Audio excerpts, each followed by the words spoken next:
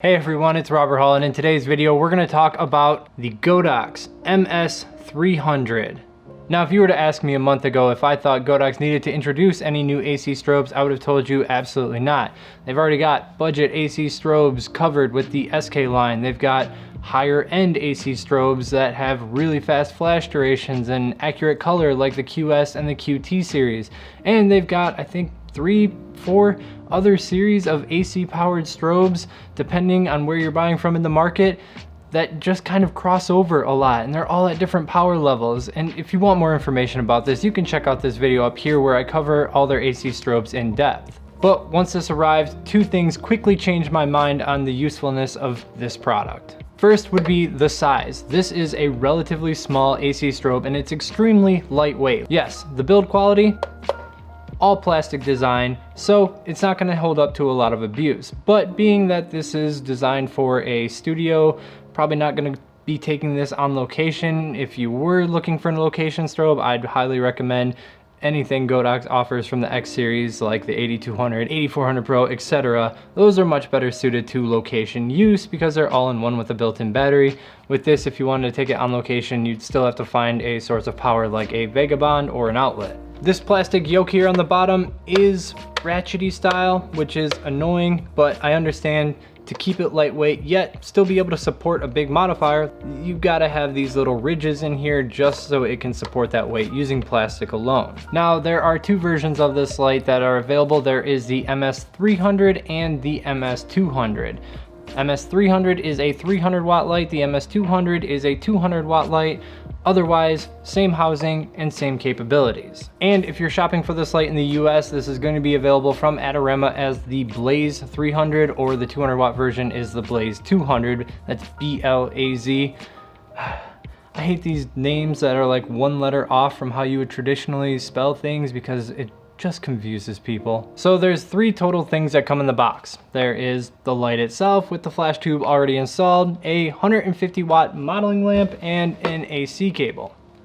Here's what it looks like once the modeling lamp is installed. Still a relatively small light. Me personally, because I would probably use this as a background or overhead light, I would probably pretty much keep this modeling lamp out, but you can use this if you're looking for modeling, if using this as a key light. Now, hands down, the best thing about this light is its price. 300 watt version is $109 and the 200 watt version is $95, which to me makes this a better buy than the already extremely cheap and underpriced SK lineup. Now, if you watch my videos on either the SK series or the DP series, then you're gonna find pretty much all the same exact functionality on the back here. There is zero advanced functionality of this. There is no masking mode, there is no stroboscopic mode, no TTL, no high-speed sync. I'll go over it quickly, but I'm also gonna make a user manual video, which you can find right up here on this device if you've already got it and you're looking to get familiar with it. But let's go over the back real quick. Power on is on the right-hand side. Got a quick test button if you want to test fire the flash.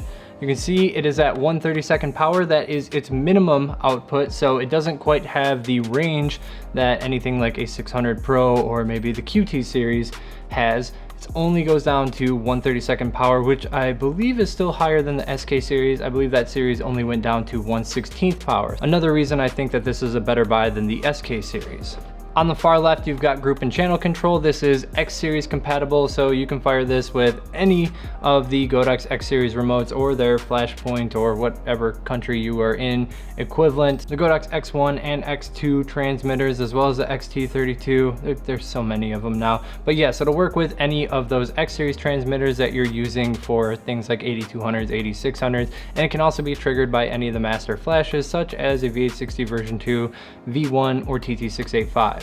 Other than that, really lean controls here on the back. You've got an S1, S2 if you want to use it with optical triggering. You've got a sync jack if you want to connect it with another radio system, as well as a USB for connecting to their older USB style receiver if you're using the older transmitter. Sound button right here. And lastly is modeling lamp control. There's two modes for the modeling lamp. There is first the proportionate version, which will go up in brightness as you increase the power of the flash. Then there's the percentage control, which allows you to use this dial on the back. Once you press it in, you can control the power of the modeling lamp anywhere from 5% to 100%. Right now it's at 100%, so you can actually see it's pretty bright considering we've got a 300 watt and a 120 watt LED light lighting me right now. Now the primary perk of this light is that it has the X series built in, just like all their Gen 2 series of any of their AC strobes, but you can also control it on the back, say you're using a different triggering system, and it's really nice that this has 10th stop control, which is surprising for such a budget light.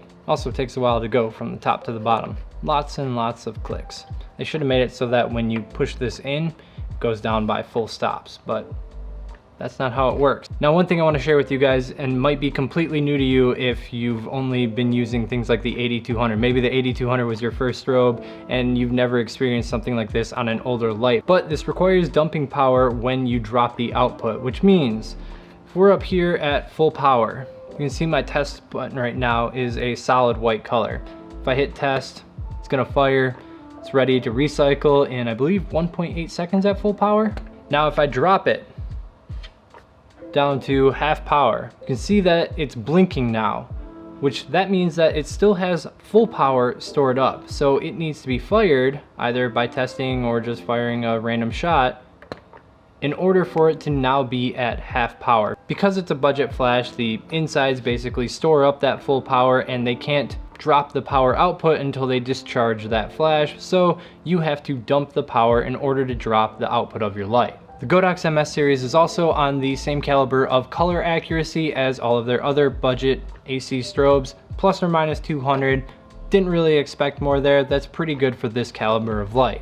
Before, anybody who asked me about setting up a budget studio, I would tell them the SK300 II or SK400 II was their best option, and I think this slightly ekes it out because it is a little bit smaller, roughly the same price, extremely affordable, very lightweight, and most importantly, has that full stop lower on the power, which is really helpful. Also, the 10th stop control is something that's typically available on premium lights, but is available on this very cheap option. At 110 bucks, I really don't think they could have done much better here. Sure, things like the flash dump or the ratchety handle might be a little bit annoying, but at this price, it's impossible to complain about it. I'm not quite sure what I'm gonna do yet, but you guys will see this popping around inside our live streams once we start that back up, and any studio videos that I do in the future, you'll probably see this MS series being used more. Again, if you bought this light, user guide right up here so that you can get familiar with everything as well as how the triggers interface with it. Hope you guys enjoyed the video. Leave a like if you did, subscribe if you want to see more, and until next time, keep on shooting.